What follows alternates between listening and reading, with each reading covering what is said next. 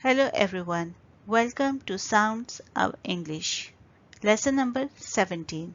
Today we will practice 4 new sounds m, n, ng and h. M as in man, n as in now, ng as in sing, h as in hat, m, man, n, now, ng, sing, h, hat.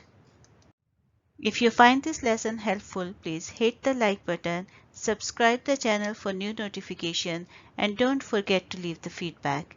Thank you for watching. Bye.